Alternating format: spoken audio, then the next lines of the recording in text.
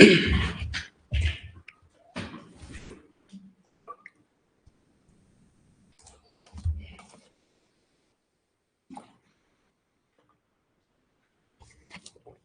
तो आज थोड़ा सा क्लास में हम लोग को विलम्ब हो गया, तकनीकी समस्या थी बिजली की, लेकिन खैर कोई नहीं। हम लोग देखते हैं जितना इसको प्रोडक्टिव बनाया जाए। हम लोग जहाँ पे खड़े हैं वहाँ से बात को आगे ले चलने वाले हैं। हम लोग साइबर सिक्योरिटी में खड़े थे और हम लोग साइबर अटैक्स को समझ रहे थे। हम लोगों ने अब तक के क्लास में पिछले क्लास में हमने कई प्रकार के साइबर अटैक्स देखे। हमने देखे कि कुछ इंडिविजुअल को टारगेट करने वाले साइबर अटैक्स हुए, जैसे कि फिशिंग, स्पेयर फिशिंग। वहीं कुछ सर्वर सेंट्रिक ज़्यादा रहे, जैसे कि डीडॉस रहा, एसक्यूएल इंजेक्शन रहा और इस तरीके का। इसी कहानी में हम लोग अभी के समय जहाँ खड़े हैं, लास्ट हमने कुछ करंट अफेयर्स हम लोग देख रहे थे कि पिछले 2-3 साल के अंदर में बड़ी चीज़ें क्या हुई हैं जो कि साइबर सिक्योरिटी और साइबर थ्रेट से रिलेटेड है। वैसे भी आपके नोट्स में जो हम अभी बात कर रहे हैं, ये पिछले जून के पॉइंट तक का डेटा इसके अंदर में पड़ा हुआ है। लास्ट में इस साल का जब एंड होगा तो उसमें हम आपको सारे के सारे अपडेट्स इसके साथ में दे देंगे कि इधर 4-5 महीने के दौरान में और क्या बदला। बाकी आप लोग को इंस्ट्रक्शन क्या है कि टॉपिक पढ़ जाइए, उसके बाद करंट अफेयर्स मैगजीन में देखिए कि आपके टॉपिक के जो जो चीज़ें आती चल रही हैं उनको अपने नोट्स में ऐड करते चलिएगा। हमारी जिम्मेवारी है कि हम जिस समय तक आपको टॉपिक पढ़ा रहे हैं उस समय तक की सारा करंट अफेयर्स हम आपको मिला करके टॉपिक में देंगे। लेकिन लेट्स से कि ये साइबर सिक्योरिटी का टॉपिक हम अभी खत्म कर दिए, लेकिन अगले 2 महीने 3 महीने के अंदर में और कुछ करंट अफेयर्स के डेवलपमेंट होंगे, तो हम आपसे आशा करते हैं कि आप करंट अफेयर्स मैगजीन से ऐसे आइटम्स को निकाल करके अपने नोट्स में कहीं पे रिलेवेंटली आप जगह पे रखेंगे। यहाँ से करंट अफेयर्स कैरी करने की जिम्मेवारी आपकी हो जाएगी, राइट। सो अभी तक पिछले 2-3 साल के दौरान में जो बड़े बड़े करंट अफेयर्स आए हैं साइबर सिक्योरिटी के, वो हम लोग डिस्कस कर रहे हैं। पिछला मामला हमने देखा था कि आधार और यूआईडी के साथ में साइबर सिक्योरिटी के क्या मामले थे। हमने देखा कि एक हैक्टिविस्ट एलियट एंडरसन के नाम से जो एलियास बना करके चल रहा था, how a foreigner has contributed to development of security in Indian Aadhaar model. ये पिछली बात हमारी यहाँ तक हुई थी, है ना।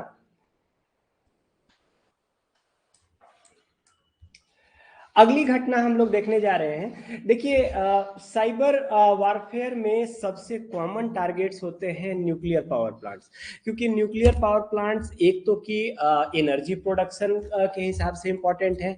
जो ऐसे भी कोई दो देशों के बीच में जब युद्ध होता है तो कॉमनली सबसे पहला मूव होता है दूसरे के एनर्जी और इंफ्रास्ट्रक्चर को टारगेट करना, क्योंकि दूसरे के बिजली को, उनके पावर हाउस के, उनके रोड को, उनके ब्रिज को अगर आप टारगेट कर देंगे तो सामने वाला एनिमी मूव ही नहीं कर पाएगा, उसकी क्षमता बैठे बैठे कम हो जाएगी। सो न्यूक्लियर पावर प्लांट्स ऐसे भी रेगुलर टारगेट है। न्यूक्लियर पावर प्लांट्स मोर सो, क्योंकि साइंस एंड टेक में हम लोग देखेंगे कि न्यूक्लियर पावर प्लांट्स जिस तरीके से काम करते हैं, they are a nuclear bomb in themselves. उनको अगर सही तरीके से नहीं मैनेज किया गया तो वो लार्ज स्केल डिस्ट्रक्शन लेके आते हैं। साइंस एंड टेक में हम लोग आगे मॉडर्न फिजिक्स के दौरान में ये बातें करेंगे कि न्यूक्लियर पावर प्लांट्स काम कैसे करते हैं, इंडिया के न्यूक्लियर पावर प्लांट्स कहाँ कहाँ हैं, इनके साथ इश्यूज क्या है। So that is a ongoing thing. Nuclear power plants India के क्रिटिकल इंफॉर्मेशन इंफ्रास्ट्रक्चर भी हैं, यानी कि अगर हमको अपने साइबर एसेट्स को अगर बचाना हो तो हमारे लिए बहुत इंपॉर्टेंट एसेट है हमारे न्यूक्लियर पावर प्लांट। और हमारे nuclear power plant frequent foreign attacks झेलते भी है। इनके ऊपर साइबर अटैक्स फ्रीक्वेंटली होता है। कुलम वाले प्लांट के ऊपर में कई बार हुआ है। सबसे हाल फिलहाल का देखें, 2019 में कुंडनकुलम पे एक अटैक हुआ।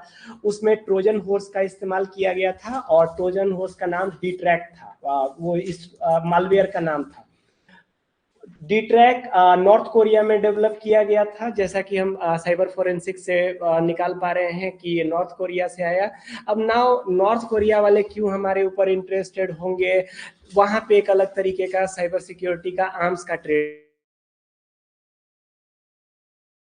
है, वो स्टेट तक ही कंटेंट नहीं है, नॉन स्टेट एक्टर्स भी यूज करते हैं। सो नॉर्थ कोरिया की अलग कहानी। नॉर्थ कोरिया के बारे में हम लोग आइयाद में मिलेंगे। बड़ा मैदान जगह है, पता है आपको, बहुत मैदान जगह है। मजेदार इन द सेंस कि बाहर से, अंदर से नहीं। अगर आप वहाँ पे रह रहे होंगे तो that is a hell of a place. North Korea, north Korea के पास, नॉर्थ कोरिया की कहानी के कई डायमेंशन है, लेकिन एक डायमेंशन जब बात हो चली है तो हम लोग बताते चले। नॉर्थ कोरिया वाले के पास न्यूक्लियर टेक्नोलॉजी आ गया है ना। नॉर्थ कोरिया के पास न्यूक्लियर टेक्नोलॉजी आया कहाँ से? नॉर्थ कोरिया के पास न्यूक्लियर टेक्नोलॉजी आया, इस कहानी के तार इंडियन न्यूक्लियर टेक्नोलॉजी से जुड़े। हमने आज़ादी के बाद अपना न्यूक्लियर डेवलप किया। हम देखेंगे कि नेहरू जी शुरुआत में एक पूरे ग्लोबल डीन्यूक्लियराइजेशन के पक्ष में थे। उनका मानना था कि ना न्यूक्लियर हम बनाएंगे ना कोई बनाएगा। इंडियन न्यूक्लियर डॉक्ट्रिन किस तरीके से इवॉल्व हुआ है, शुरुआत में हम ये मानते थे, लेकिन बगल में चाइना वगैरह, स्माइलिंग बुद्धा और ये बगल में चाइना कर दिया, तो अब चाइना हमारा पड़ोसी है, उसके साथ 62 में लड़ चुके हैं, तो हम फिर पीछे नहीं रह सकते। हमने अपना न्यूक्लियर प्रोग्राम डेवलप किया। हमने जो न्यूक्लियर प्रोग्राम डेवलप किया, इस पे पूरे दुनिया हमारे अगेंस्ट में आ गया। आप देखिए कि ये कई ऑर्गेनाइजेशन, न्यूक्लियर सप्लायर ग्रुप जैसे जो कार्टेल बने, वो हमको रोकने के लिए बने। इसकी कहानी आप आईसीटी में भी देखे थे, जब हम सुपर कंप्यूटर की बात कर रहे थे कि जब दुनिया में सुपर कंप्यूटर डेवलप हो रहा था तो कोई हमको बेचने के लिए तैयार नहीं था। क्यों? क्योंकि उसका न्यूक्लियर टेक्नोलॉजी डेवलपमेंट में इस्तेमाल किया जा सकता है।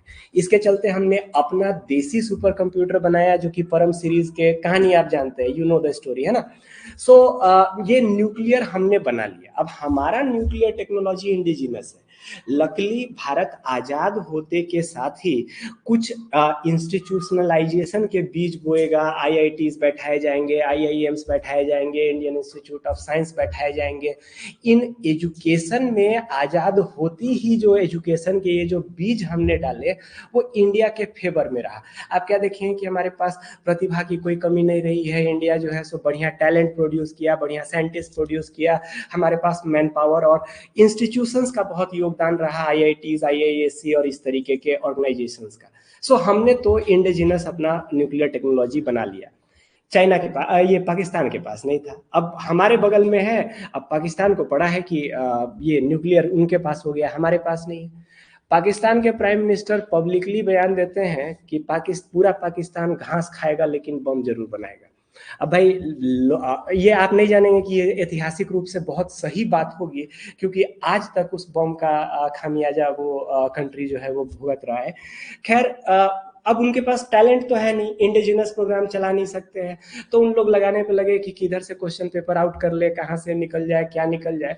तो एक लिंक पड़ता है कि यूरोप में एक पाकिस्तानी इंजीनियर काम कर रहे हैं, नाम था AQ खान। AQ खान के साथ लिंक जोड़ा गया कि आप जो है सो वहाँ से पेपर आउट करा दीजिए, वहाँ से लेके निकलिए। AQ खान उधर से यूरोप से न्यूक्लियर टेक्नोलॉजी चुरा करके भागेंगे, पाकिस्तान को देंगे। लेकिन समझिए कि कोई अगर किसी के हाथ में आउट किया हुआ क्वेश्चन पेपर आ गया तो एक को बेच करके खुश थोड़े होगा। उस तो समझ रहा है कि उसके हाथ में गोल्ड माइन है। अब AQ खान ने क्या किया कि खुदरा रिटेल लगा दिया, नॉर्थ कोरिया को यहां से न्यूक्लियर मिला है। तो ये पूरे दुनिया का जो सरदर्द आप नॉर्थ कोरिया का न्यूक्लियर पावर जो देख रहे हैं, वो AQ खान के रिटेल ऑफर के दौरान में, क्रिसमस ऑफर में दिया गया वो था।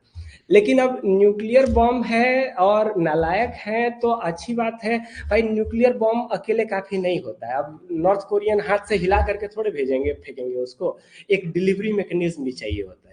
नॉर्थ कोरिया के पास ये नहीं है कि वो इंटरकॉन्टिनेंटल बैलिस्टिक मिसाइल्स, जिससे कि आप लॉन्ग दूरी तक न्यूक्लियर वेपन को ट्रांसपोर्ट कर पाइए, ड्रॉप कर पाइएगा, ये कैपेबिलिटी उनके पास नहीं है। अभी करंट अफेयर्स में क्या है कि उन लोग सैटेलाइट वगैरह शायद कर रहा है, तो दुनिया को डर यही है कि उसके पास जहां ट्रांसपोर्टेशन का टेक्नोलॉजी हो गया, कि मिसाइल्स हो गए जिससे कि बम ट्रांसफर किया जा सकता है, तो सबके लिए फिर सरदर्द आने वाला है, राइट। सो नॉर्थ कोरिया और पाकिस्तान इधर पुराना लिंकेज है ना, तो कॉन्टेक्स्ट समझने के लिए बात कर रहे हैं। अब यहाँ पे इंडिया के इंडिया के न्यूक्लियर पावर्स पे फ्रीक्वेंट साइबर अटैक होता है। और हाल फिलहाल के देखिएगा तो 2019 में टेहरी डैम, जो हिमालय वाला मशहूर टेहरी डैम है, उस पे अटैक हुआ था।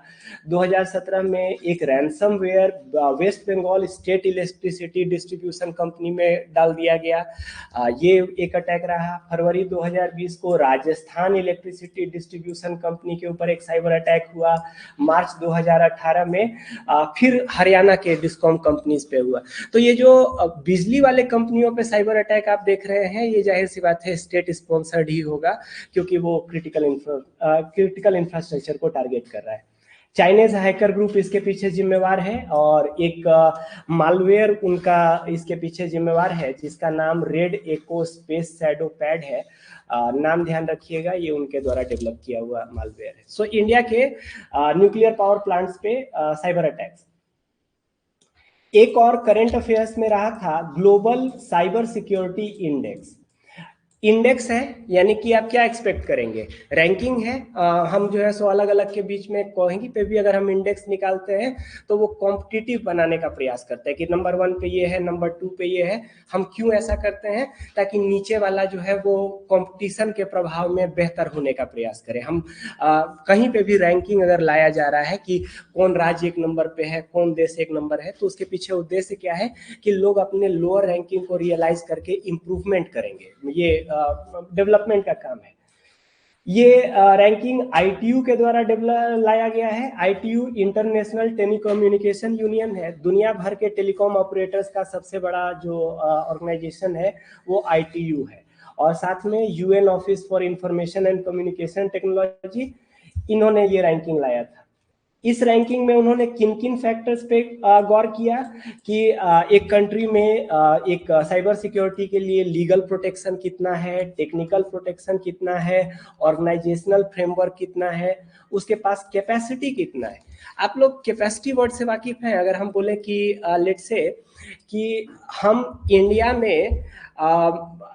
में हार्श समर फेस करने का कैपेसिटी बिल्ड करना चाहते हैं। Now what do I mean by capacity building?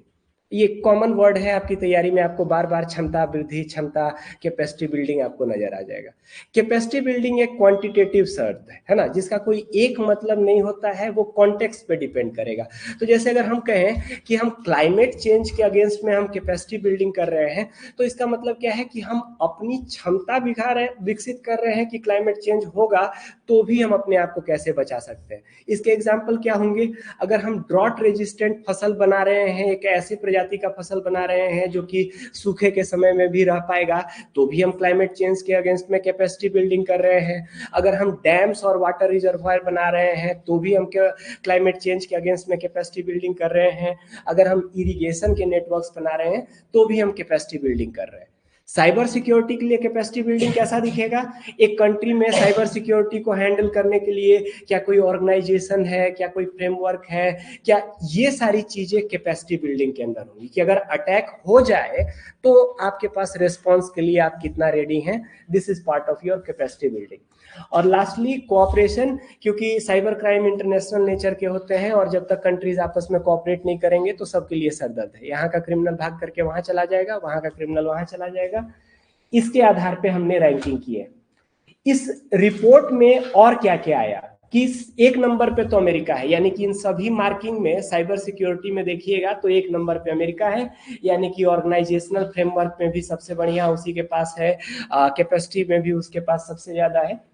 UK और सऊदी अरेबिया सेकेंड पोजीशन में आए। इंडिया जो है वो 10वें पोजीशन पे आया। हालांकि हमारा सुधार हुआ है, पहले 37 पे थे, उसके बाद फिर हम 10th पे आए हुए हैं। इंडिया पैसिफिक एरिया में साउथ कोरिया और सिंगापुर जो है वो ज्वाइंटली 4th पोजीशन में है, मतलब कि हमसे बेहतर काम कर रहे हैं, हम 10वें पोजीशन में है। हमारा पड़ोसी चाइना खराब होगा, इकोनॉमी में हमसे ऊपर दिखेगा, आउटपुट में हमसे ऊपर दिखेगा, लेकिन साइबर वर्ल्ड चूंकि चाइना का दुनिया ही अलग है, वो आप जानते हैं कि ग्रेट फायरवॉल से बंधा हुआ वो स्प्लिंटर नेट है, वो इंटरनेट है ही नहीं, वो तो एक लोकल वर्जन है इंटरनेट का जो चल रहा है, तो डेफिनेटली वो इन रैंकिंग में चाइना कभी ऊपर नहीं होगा। ये सब कॉमन सेंस जरूरी है। लेट्स से कि एग्जामिनेशन आपके सामने क्वेश्चन डाल दिया है, एकदम कंप्लीटली हमको नहीं पता, लेट्स से कि यही क्वेश्चन आ गया कि साइबर सिक्योरिटी इंडेक्स में जो है सो सेकेंड नंबर पे कौन है। अब 4 ऑप्शन दिया हुआ है, एक ऑप्शन दिया हुआ है इंडिया, एक ऑप्शन दिया हुआ है लेट्स से कि यूके, एक ऑप्शन दिया हुआ है चाइना, एक ऑप्शन दिया हुआ है लेट्स से सऊदी अरेबिया, है ना। हम चौथा ऑप्शन देकर के क्वेश्चन टफ कर दिए, राइट। तो अगर ऐसा भी दिया हुआ है तो आप एक बाउंड्रीज बना सकते हैं ना कि चाइना साइबर सिक्योरिटी में काहे ऊपर होगा, इस तरीके की सोचने की क्षमता कि क्या ये ऑप्शन इसका हो सकता है या ये ऑप्शन बाउंड्री से बाहर है। तो लॉजिक हमारा कह रहा है कि चाइना साइबर सिक्योरिटी में पूरा दुनिया उसको गरियाते रहता है, साइबर सिक्योरिटी में 2 नंबर पे चाइना तो नहीं होगा। ये डिडक्शन मन में निकाल पाना, this is going to be a massively useful super power जो कि एमसीक्यू स्किल में आपको पास कराएगा। सो हमेशा इस तरीके से सोचें कि कौन सा चीज हो सकता है। ऑलवेज बी टेस्टिंग फैक्ट्स कि हमारे पास बाउंड्रीज क्या है, ये चीज तो हो ही नहीं सकता है, हाँ ये चीज तो हो सकता है। बीच वाले शैडो रीजन पे हम लोग संडे को बात करेंगे, 3 तारीख को बात करेंगे। लेकिन क्लियर बाउंड्रीज जो हैं, अब मान लीजिए कि लेट से कि आपको डाल दिया है कुछ कुछ, अब ये यूपीएससी में नहीं होगा, बहुत रेयरली होगा, लेकिन आप लोग चूंकि सेफ्टी नेट के लिए मल्टीपल लेवल के एग्जाम्स खेल रहे हैं, लोअर लेवल के एग्जाम्स खेल रहे हैं, तो आप एक समझिए कि अगर कभी कोई लल्लू ऑप्शन बना करके डाल दिया है तो वैसे समय में आपके पास डिडक्शन करने की क्षमता होना चाहिए ना, कि हमारे पास ये तो बाउंड्री में पड़ेगा ही नहीं। क्रिटिकली सोचिए, ये जरूरी है। पाकिस्तान 79 नंबर पे, इंडिया 10वें नंबर पे, पहले 2018 में जो है सो हम इस पे थे। इसमें भी अपडेट आया होगा, आप करंट अफेयर्स में जरा देखिएगा। अगला इंपॉर्टेंट घटना हमारा क्या रहने वाला है, क्रोनोस। क्रोनोस एक ट्रोजन था जो कि हाल फिलहाल में करंट अफेयर्स में बहुत चला था। ये माना जाता है कि रशियन सीक्रेट सर्विस का बनाया हुआ है और वो इंटरनेशनल लेवल पे रशिया वर्सेस यूरो अमेरिका जो लड़ाई चल रही है ये उसका पार्ट है। बड़ा एक था क्रोनोस। हालांकि हालांकि ये जो है सो ब्रिटिश रिसर्चर एक बीच में आता है जो बोलता है कि उसने बनाया, लेकिन मेजरली एक्सेप्ट किया हुआ है कि ये रशियन मामला है ना। अगला चीज समझते हैं, बड़ा जरूरी है, वो है डेटा ब्रीचेस, और ये आप सभी को प्रभावित करता है। नाउ अंडरस्टैंड व्हाट, इसके बारे में टुकड़े में हम लोग पहले भी बात कर चुके हैं, एक बार फिर हम लोग बात करें। आप लोग ये समझते हैं कि डेटा आज के समय के ये जो इंटरनेट के द्वारा दिए जाने वाले सर्विसेज हैं, ये जो ई गवर्नेंस, ई लर्निंग, ये सब डेटा ड्रिवन ही है, डेटा के बिना काम नहीं करेगा। ई लर्निंग डेटा के बिना काम नहीं करेगा। पिछले टेस्ट में आपने क्या अटेम्प्ट किया है, दूसरे स्टूडेंट ने कितना सही किया है, कितना गलत किया है, आपका ऐप देखिए आपके डेटा से आपको एनालिसिस देता है कि आपका रैंक नीचे जा रहा है, आपका रैंक ऊपर जा रहा है, आपका ये जा रहा है। यानी कि ये आईसीटी जो कुछ भी ऑफर कर रहा है ये बिना डाटा के नहीं चलेगा। अब हम लेट से कि हम एक ऐप चला रहे हैं, हमारा एक ऐप है वो एजुकेशनल ऐप है, हम जो है लेट से कि लर्निंग के मटेरियल्स दे रहे हैं, लेकिन हमको हमारे ऐप को ऑपरेट करने के लिए कुछ एसेंशियल डाटा चाहिए। हमको आपका नाम चाहिए, हमको आपका मोबाइल नंबर चाहिए, हमको आपका ईमेल चाहिए, हमको आपका एकेडमिक रिकॉर्ड चाहिए। लेट से कि आपको अगर हमको मटेरियल भेजना है या ऑफलाइन क्लास में आप इनरोल्ड हैं तो फिर हमको आपका एड्रेस भी चाहिए होगा। यानी कि ये डाटा तो हमको कलेक्ट करके रखना है। ये डाटा, इस तरीके का डाटा सिर्फ हम नहीं, आप जितने डिजिटल सर्विसेज यूज कर रहे हैं सबके पास है। अगर आप एंड्रॉयड यूज कर रहे हैं तो गूगल को आपने अपना डाटा दे करके रखा है, बल्कि गूगल के पास तो और आपने ढेर सारा डेटा दे के रखा है। गूगल के पास आपका लोकेशन हिस्ट्री है, गूगल के पास आपका सर्च हिस्ट्री है, गूगल के पास आपका बिहेवियर प्रोफाइलिंग है, गूगल के पास there is so much data. आप किस तरीके के एड से इंटरेक्ट किए हैं, किस तरीके के वीडियोस देखे हुए हैं, गूगल के पास आपका जायंट डेटा है। फेसबुक के पास आपका उसी तरीके का डेटा है। फेसबुक भी बिहेवियर मॉडलिंग करता है। आपको हम कभी एक हम लोग आगे क्लास रखेंगे कि आइडियल सेफ बिहेवियर, कि एक आदमी को आज के स्फेयर में कैसे बिहेव करना चाहिए। उस समय हम आपके सामने कुछ डाटा खोल करके दिखाएंगे कि हम अगर एडवर्टाइजर हैं तो फेसबुक हमको आप तक पहुंचने के कितने रास्ते देता है। लेट्स से कि अगर हम केक बेचने वाले हैं तो फेसबुक हमको ये ऑप्शन देता है कि हमारे इस लोकेशन से 20 किलोमीटर के रेडियस में सभी वुमेन जो कि अभी हाल फिलहाल में जो है सो न्यू मदर्स बनी हैं उनको सिर्फ ऐड दिखाया जाए। फेसबुक के पास इस लेवल का डेटा कलेक्शन पड़ा हुआ है। फेसबुक के पास आपके बिहेवियर का मॉडलिंग पड़ा हुआ है। आप लेट से कि आप किस तरीके के पोस्ट को लाइक किए हुए हैं, कब आप शायरी लिखे हुए हैं, कब आप जो है सो दुखी मोड में हैं, कब आप ये हैं। फेसबुक के पास ही हैज एवरीथिंग। वो एडवर्टाइजर्स को हैप्पी ओकेजन वाले को, सैड वालों को नहीं दिखाना चाहिए, सैड वालों को, they have a ton of data regarding you. Similarly छोटे सर्विसेज जैसे कि लेट से कि आप स्पॉटिफाई यूज कर रहे हैं या यूट्यूब यूज कर रहे हैं, उसके पास डेटा है। वर्चुअली आप जितने भी डिजिटल सर्विसेज यूज कर रहे हैं सबको चलाने के लिए कुछ ना कुछ तो डेटा है। आपका ईमेल आईडी है, आपका नाम है, आपका जेंडर है, आपका हो सकता है पेमेंट इंफॉर्मेशन हो, क्रेडिट कार्ड सेव किया हो, एड्रेस हो, आपका डेटा है ना। डेटा जरूरी है उसको चलाने के लिए, लेकिन इंटरनेट पे चूंकि सर्वर सारे के सारे सारे के सारे पब्लिकली एक्सेसिबल होते हैं क्योंकि वो सर्व करने के लिए होते हैं, और सर्वर पे फ्रीक्वेंटली अटैक्स भी होता है। अब अटैक के साथ क्या है और डिफेंसिव पोस्चर के साथ क्या है ना, अटैकर को सिर्फ 0.1% टाइम सक्सेसफुल होने की जरूरत है और सक्सेसफुल डिफेंस के लिए 100% टाइम सही होने की जरूरत है। अगर आप 99.9 टाइम भी अपने आप को डिफेंड कर देते हैं और अटैकर सिर्फ 0.1% भी सक्सीड कर जाता है तो बात उसके फेवर का होगा। There is a limitation to defensive posture. IR में इसको हम अजीत डोवल के डॉक्ट्रिन के रूप में पढ़ेंगे। अजीत डोवल का डॉक्ट्रिन जो है वो कुछ इसी लाइन पे जाता है। सो अगर मान लीजिए कभी ऐसा हुआ कि एक हैकर एक किसी दूसरे के सर्वर को कंट्रोल करने में, हैक करने में सक्सेसफुल हो गया, तो उस सर्वर पे जितने भी यूजर का डेटा है वो सारा वो चुरा करके ले जाएगा। तो लेट से कि आप जो है सो अभी हाल फिलहाल में सबसे रिसेंट में अन अकेडमी वाले का डेटा ब्रीच हुआ था, उनका सर्वर हैक हुआ था। तो जितने भी लोग उस पर अपना नेम, ईमेल आईडी या जितना भी डाटा रखे होंगे वो डाटा जो है सो ब्रीच में चला जाता है। ये डाटा कहाँ जाता है अभी आगे हम लोग बात करने जा रहे हैं। एक इंटरनेट का एक हिस्सा है जिसको हम डार्क वेब कहते हैं, वो असल में इंक्रिप्टेड पार्ट ऑफ वेब है। TOR, द ओनियन रिंग, या फिर एक प्राइवेट इंटरनेट प्रोजेक्ट, कुछ कुछ हम लोग उस पर डीपर बात करेंगे। वहां पे इस तरीके के इलीगल डेटा की खरीद बिक्री होती है और एट अ डाइम उसका कोई वैल्यू नहीं है। ढेर सारे लोगों का डाटा खरीदा जा रहा है, बेचा जा रहा है, उसको स्कैमर्स टारगेट कर रहे हैं, उसको एडवर्टाइजर्स टारगेट कर रहे हैं, उसको ये टारगेट कर रहे हैं। एक फलता फूलता व्यापार है। नाउ अब आप कहेंगे कि डेटा ब्रीच से हम कैसे बचे। द आंसर इज कि डेटा ब्रीच से आप नहीं बच सकते।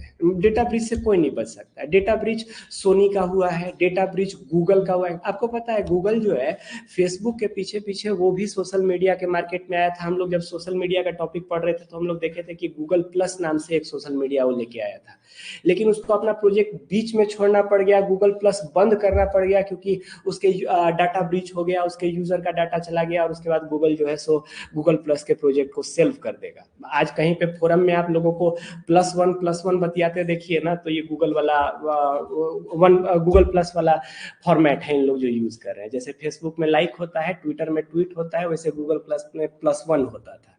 तो कहीं पे अभी भी लोगों को आप +1 लिखते देखिएगा, वो उस आदत को लेकर के कैरी कर रहे हैं। ठीक है, सो डेटा ब्रीचेस कहीं भी हो सकता है। सो एक डेटा ब्रीच के लिए कोई टेक्निकली सही रास्ता नहीं है। आपको फुल्ली कभी आप प्रोटेक्टेड हो नहीं सकते। डेटा ब्रीच से प्रोटेक्ट होने के लिए आपको या तो फिर कहीं किसी का सर्विस नहीं यूज कीजिए, या फिर हम लोग अगले क्लास में जो सेफ हैबिट्स का एक सेशन वर्कशॉप रखने वाले हैं उस दिन हम लोग डिस्कस करेंगे कि आपको इंटरनेट आइडेंटिटीज एटलीस्ट 3 टियर में डिफाइन करने चाहिए। आपको ईमेल जो है वो 3 रखने चाहिए, आपको अपने आइटम्स जो है वो 3 लेवल पे रखना चाहिए कि कुछ एक लेवल हुआ जिसमें बैंकिंग, फाइनेंशियल, ऑफिशियल, इस लेवल पे ही वो उसका इस्तेमाल होगा। एक दूसरा हुआ जो कि इस पे, और तीसरा कि प्ले स्टोर में कोई रैंडम गेम खेल रहे हैं, कोई फिल्टर ट्राई करना है, कहीं पे डाल दिया तो डाल दिए हम, उस तरीके का। ऐसा नहीं कि हम जो बैंकिंग वाला आइडेंटिटी है वो यूज करेंगे।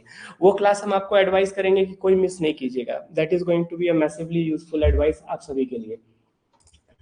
सो डेटा ब्रीचेस ये होते हैं। डेटा ब्रीच में डेटा चोरी हो जाता है। डेटा ब्रीचेस कई बार जो है सो अच्छा भी लिख करके आ जाते हैं। जैसे एग्जांपल के तौर पे पेंडोरा का डेटा ब्रीच हुआ था। पेंडोरा डेटा ब्रीच एक खास चीज था। 2021 में क्या हुआ कि एक टैक्स हेवन समझते हैं, कई ऐसे कंट्रीज हैं जो अपने यहाँ के लोगों का टैक्स डेटा दूसरे कंट्री से शेयर नहीं करते। जैसे केमन आइलैंड्स हो गया, आपका ये स्विट्जरलैंड हो गया। इनको टैक्स हेवन इस चलते कहा जाता है क्योंकि आप अगर इंडिया में 2 नंबर का पैसा कमाए हुए हैं तो जा करके यहाँ के बैंकों में रख दीजिए, nobody will ask any question, और इंडियन गवर्नमेंट को भी पता नहीं चलेगा क्योंकि उन लोग बताएंगे नहीं इन लोगों को।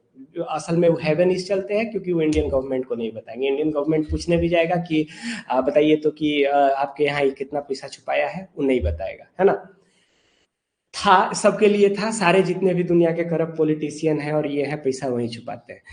पेंडोरा एक कंपनी थी जो कि ऑर्गेनाइज करता था, 14 कंपनियों का ग्रुप था और पेंडोरा का डेटा लीक हो गया। यानी कि अब ऐसा सीक्रेट का ऑर्गेनाइजेशन जो कि सब 2 नंबरी का पैसा का डाटा रखा हुआ है, उसका डाटा लीक हो गया। और इस डेटा के लीक होने के बाद देखिए कि दुनिया में कई कंट्रीज में राजनीतिक बदलाव आ गए। हमारे पाकिस्तान में इमरान खान के सरकार गिरने के पीछे यही कारण जिम्मेवार है, इसमें खुद करके निकल गया कि इसके फैमिली का पैसा है। अब देखिए कि टारगेटिंग इन पे चालू हुआ। ब्रिटेन में जो है हमारे पास ब्रिटेन की राजनीति प्रभावित हुई, ऑस्ट्रेलिया की राजनीति प्रभावित हुई, इंडिया के कई पॉलिटिशियन और कई फिल्म स्टार का नाम आया कि अरे इन लोग का भी पैसा वहां पे है। सो डेटा ब्रीचेस कई तरीके के असर रखते हैं इसको। और ये जो पेंडोरा वाला डेटा ब्रीच हुआ था, इसको स्टडी करने के लिए एक international consortium of investigative journalist, दुनिया के सारे मशहूर पत्रकारों का एक समूह है कि कोई इन्वेस्टिगेशन का जर्नलिज्म करने वाले लोगों का, ये लोग पेंडोरा का एनालाइज किए और उसी में इमरान खान वगैरह के साथ ये हुआ। एक और बड़ा डेटा ब्रीच, इसके बारे में जब हम लोग सोशल मीडिया के नुकसान देख रहे थे तो उस समय भी हमारी बात हुई थी।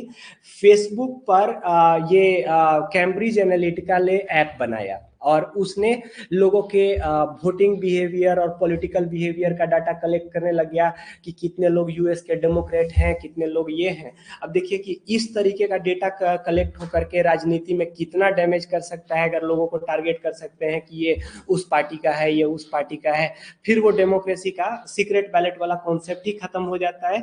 उसके बाद हम उस कहानी में, जो लोग नहीं देखे हुए हैं, जो इस बात से वाकिफ नहीं है, हमारे सोशल मीडिया वाले क्लास रिकॉर्डिंग को एक बार फिर से आज रात में जाकर के रिवाइज कर लीजिए, इट विल बिकम क्लियरर कि क्या हुआ था वो घटना कैम्ब्रिज एनालिटिका का। तो इसके साथ ही हम रिसेंट करंट अफेयर्स में जो जो बड़े इवेंट्स हुए थे साइबर सिक्योरिटी के, उसको हम लोग देख चुके हैं। आगे बढ़ते हैं, अब थोड़ा सा हम लोग थ्योरेटिकल लेवल पे वापस आ जाए। आगे जो टॉपिक हम डिस्कस करने जा रहे हैं, इनका प्रीलिम्स से ज्यादा मेंस में यूटिलिटी है। ये प्रीलिम्स में आपके लिए बहुत ज्यादा इंपॉर्टेंट नहीं होगा, लेकिन सब्जेक्टिव आंसर राइटिंग के लिए ये स्ट्रक्चर जरूरी है। पहला चीज तो समझते हैं कि साइबर थ्रेट्स के टाइप्स क्या क्या होते हैं। साइबर आखिर कंप्यूटर पे, साइबर वर्ल्ड में इतना कुछ किया जा सकता है, इतना so many things can happen. तो आखिर थ्रेट्स के नेचर क्या क्या है, हम किस तरीके से कैटेगराइजेशन कर सकते हैं ना। पहला कैटेगराइजेशन को कहेंगे, जिसको कहेंगे साइबर क्राइम। साइबर क्राइम एक रियल वर्ल्ड के नॉर्मल क्राइम का साइबर रूप है। यानी कि किसी का पैसा चोरी हो रहा है, किसी को हार्म पहुंचाया जा रहा है, किसी को थ्रेट दिया जा रहा है, किसी का फिरौती का मामला हो रहा है, इस तरीके के जितने चीज हुए उनको साइबर क्राइम कहेंगे। साइबर क्राइम में कौन इंटरेस्टेड होगा? क्या गवर्नमेंट्स इंटरेस्टेड होंगे? नहीं, साइबर क्राइम में टुच्चे क्रिमिनल्स इन्वॉल्व होने वाले हैं ना। तो साइबर क्राइम्स ये वाली चीजें हैं। दूसरा चीज होता है, इसको कहते हैं साइबर एस्पियोनाज। एस्पियोनाज कहने का मतलब होता है कि सामने वाले में भीतरिया छेद करना। तो ये हम लोग पिछले क्लास में बात कर चुके हैं कि कॉरपोरेशंस के लेवल पे, कंट्रीज के लेवल पे, कि सामने वाले का गुप्त चीज क्या है वो जानने का जब प्रयास किया जाए, कुछ छुपी हुई जानकारी, तो उसको हम एस्पियोनाज कहेंगे। ये पेगासस वगैरह जो हम लोग देखे थे वो कैसे टूल थे? वो एस्पियोनाज के टूल थे, राइट। अगला चीज है जिसको हम साइबर टेररिज्म कहते हैं। ये नया इवॉल्विंग 20th सेंचुरी का फीचर है। इसके अंदर हम वैसे चीजों को रखेंगे, सो साइबर वर्ल्ड का इस्तेमाल किया जा सकता है टेररिज्म के लिए। तो आप क्या देखेंगे, अलकायदा, आईसिस, ऐसे ऑर्गेनाइजेशंस ट्विटर के माध्यम से लोगों को रिक्रूट कर रहे हैं, फेसबुक में के माध्यम से लोगों को इन्फ्लुएंस करके रिक्रूट कर रहे हैं। आप कहानियां देखेंगे कि इंडिया के केरला से 4 आदमी चल गया आईसिस ज्वाइन करने के लिए, लंदन से 2 आदमी चला गया। ये लोग इतने रेडिकलाइज कहाँ पे हो रहे हैं? सोशल मीडिया पे हो रहे हैं। तो एक ऑर्गेनाइज्ड एफर्ट किया जा रहा है to further the objective of terrorism through cyber world. ये जाहिर सी बात है, ये कोई स्टेट इसको नहीं करेगा, ये स्टेट वाले एक्टर के अंदर नहीं आएंगे, ये साइबर टेररिज्म हुआ। अगला जो फोर्थ डायमेंशन ऑफ वारफेयर कहा जाता है, वो साइबर वर्ल्ड को कहा जाता है। लैंड, एयर, वाटर के बाद चौथी जगह जहां पे हमारे पास युद्ध होगा, चौथा स्पेस है, सॉरी, पांचवा डायमेंशन, वो हमारा स्पेस होने वाला है। इसमें कंट्रीज इवॉल्व करते हैं। पेगासस वगैरह आप इस तरीके के टूल में देख रहे हैं। बाकी कंट्री के पास क्या साइबर टूल डेवलप है वो कोई पेपर में थोड़े निकालने जा रहा है। वो तो हम जानते हैं, zero day attacks are efficient, तो आपके पास अपने कोई टूल बना के रखा है तो दुनिया नहीं जानती है तबे तक टूल कीमती है, जिस दिन आप इस्तेमाल कर लेंगे उसका वैल्यू जो है वो लूज हो जाएगा। सो cyber warfare state by state का है। अब आते हैं कि आखिर अगर हम साइबर सिक्योरिटी के लेयर्स क्या होते हैं, हम साइबर सिक्योरिटी को किस किस लेयर पे टाइट करना पड़ेगा। क्या हम सिर्फ हमारे जो नेटवर्क्स हैं वो सिक्योर हो जाए, यानी कि फायरवॉल है कि कोई अनऑथराइज कनेक्शन नहीं जाएगा, तो क्या हम साइबर सिक्योरिटी अचीव कर लेंगे? क्या एक साइबर सिक्योरिटी हम तब अचीव कर लेंगे जबकि एप्लीकेशन लोग जो डेवलप करेंगे वो ज़्यादा सिक्योर होगा। साइबर सिक्योरिटी के कई लेयर्स हैं, यानी कि ट्रूली अगर आप साइबर स्पेस को सिक्योर करना चाहते हैं तो आपको डिफरेंट डिफरेंट लेवल पे साइबर सिक्योरिटी करनी पड़ेगी। जो फर्स्ट लेवल ऑफ सिक्योरिटी आता है वो एप्लीकेशन डिजाइन से ही आता है। हम लोग सॉफ्टवेयर डेवलपमेंट के दौरान में क्या देखें कि हम लोग सॉफ्टवेयर डेवलप करते हैं, हम लोग लॉजिक प्लान करते हैं और उससे बनाते हैं। जब आप सॉफ्टवेयर डेवलप कर रहे हैं तो उस डेवलपमेंट के दौरान ही आप साइबर सिक्योरिटी का ध्यान रखें, यानी कि आप डेवलपमेंट के समय ही ध्यान रखें कि हमारे पास एक मैकेनिज्म है जो लोगों को वीक पासवर्ड चूज करने नहीं देता है, लोगों को स्ट्रॉन्ग पासवर्ड के लिए फोर्स करता है कि लोग 1 2 3 4 पासवर्ड नहीं सेट कर दें। देखिए एप्लीकेशन में जब हमने ये बना दिया तो हम क्या कर रहे हैं, एप्लीकेशन के लेवल से सिक्योरिटी, सबसे छोटे लेवल पे सिक्योरिटी। दूसरा सिक्योरिटी का लेवल है, इसको हम इंफॉर्मेशन सिक्योरिटी कहते हैं। इंफॉर्मेशन सिक्योरिटी यानी कि सूचना जिससे जिस तक जानी चाहिए उसी तक हो, इंफॉर्मेशन का अनऑथराइज्ड मिसयूज नहीं हो। तो हमारे पास लेट से कि आप हमारे एप्लीकेशन में अगर अपना डेटा रख करके आप यूज कर रहे हैं तो आपका डेटा, आपका परफॉर्मेंस का डेटा सिर्फ आप ही को दिखाई पड़े, कोई दूसरे स्टूडेंट को नहीं दिखाई पड़े, कोई थर्ड पार्टी आपका डेटा नहीं लेके आ जाए, तब हम कहेंगे कि इंफॉर्मेशन सिक्योरिटी हुआ। अगला आता है नेटवर्क सिक्योरिटी। अब देखिए बेवकूफ़ी कहाँ पे होती है, हम मेंस के राइटिंग के आंसर्स देखे हुए हैं, लोग साइबर सिक्योरिटी को फ्रीक्वेंटली केवल नेटवर्क सिक्योरिटी समझते हैं। नहीं, नेटवर्क सिक्योरिटी साइबर सिक्योरिटी का एक कंपोनेंट है। नेटवर्क सिक्योरिटी कहने का मतलब हुआ कि अब हमारे पास नेटवर्क्स जो हैं वो ज़्यादा सिक्योर हैं, फायरवॉल्स हैं, अनऑथराइज कनेक्शंस नहीं होंगे, हमारे पास जो मॉडेम्स और रूटर्स यूज कर रहे हैं वो मॉडर्न है, हमारे पास रूटिंग प्रोटोकॉल बढ़िया है, हमारे पास पैकेटिंग प्रोटोकॉल बढ़िया है। ये सब चीज मिल करके आएगा तो नेटवर्क सिक्योरिटी। वो जो आप देखते हैं कि कुछ कुछ लोग फेसबुक पे एडवर्टाइज करते हैं कि हैकिंग सीखिए, हैकिंग सीखिए, वो असल में छोटा नेटवर्क सिक्योरिटी का डिप्लोमा दे रहे हैं। साइबर सिक्योरिटी का वो छोटा सा कंपोनेंट है जिसमें कि आप बस नेटवर्क में घुसने का प्रयास कर रहे हैं कि कैसे हम अनऑथराइज घुस जाए। That is only one part of the security. Cyber security में सबसे पहले एप्लीकेशन लेवल सिक्योरिटी, दूसरा इंफॉर्मेशन लेवल सिक्योरिटी, तीसरा नेटवर्क सिक्योरिटी और चौथा चीज डिजास्टर रिकवरी प्लानिंग। कि अगर तीनों सिक्योरिटी नहीं काम किया और